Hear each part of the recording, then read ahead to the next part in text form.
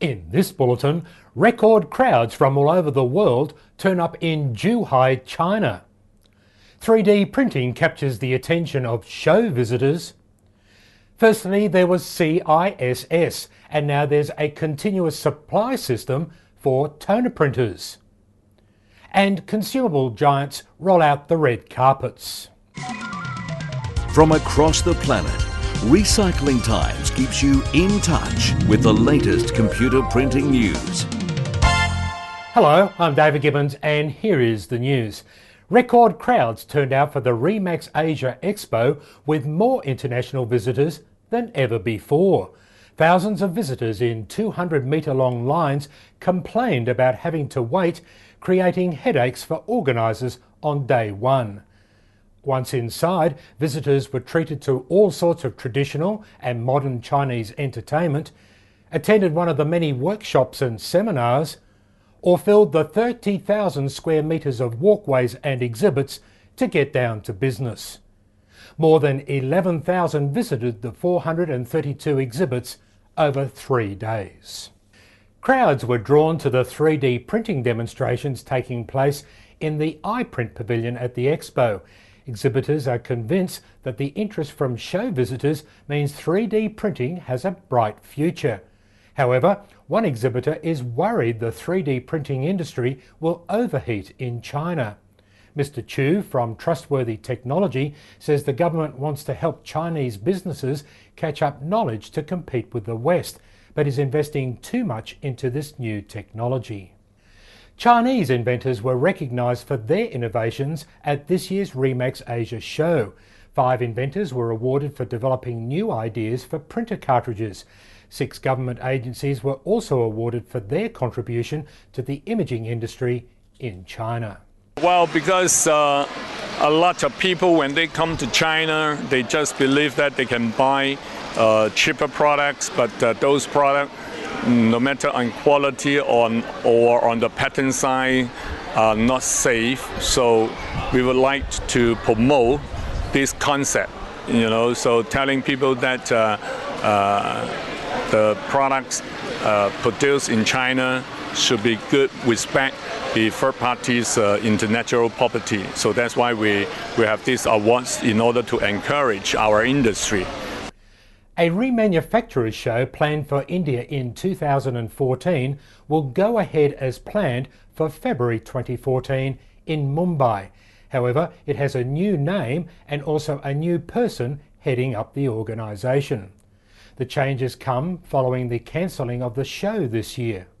Nimal Hota launched the Indian Recharger Expo in China this week, saying he is expecting lots of support for the 3-day event February 14 to 16. We are welcome all people to come in India, but India is a very good market in remanufacturing industry, ink industry, toner industry, and cheap receiving industry, everything.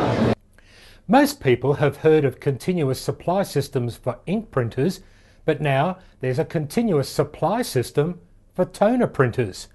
Fanneng launched its CTSS, or Continuous Toner Supply System, during Remax Asia.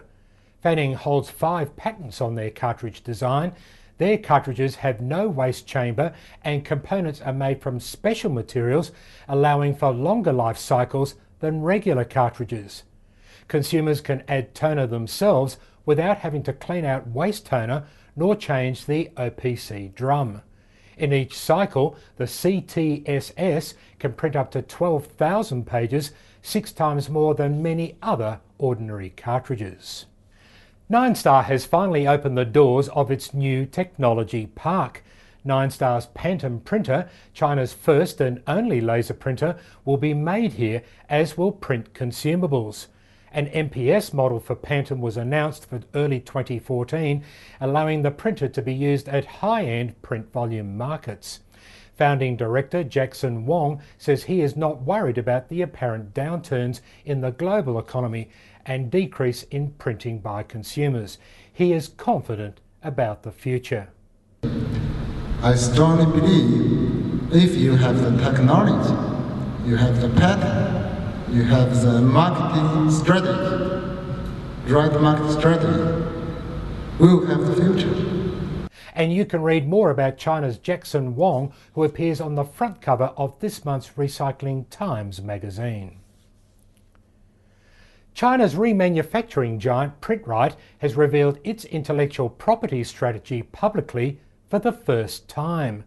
Before 100 invitees, founding chairman Arnold Ho provided 5 key initiatives, including pursuing innovation by holding 5,000 patents by the year 2020 and striving for active invention instead of reactive design.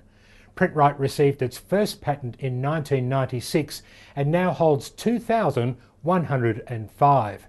Last month, PrintRite took the unusual step to have its customers in the US meet with customs and border authorities to prove their patented products will not violate the recent GEO and will be permitted to enter the US by customs.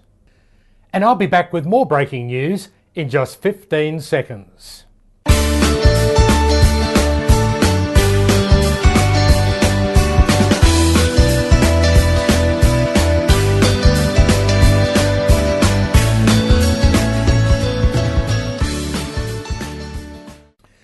And in brief, 30% of the more than 400 exhibitors at this year's Remax Asia have never exhibited at the expo before.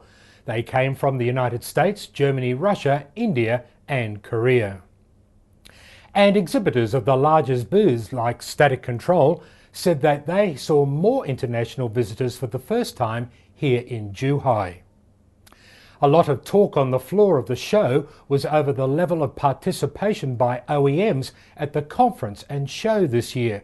The day before the show, HP told 200 conference delegates they were working with aftermarket chip suppliers and actually named Static Control components as being the first to comply with non-infringing branding.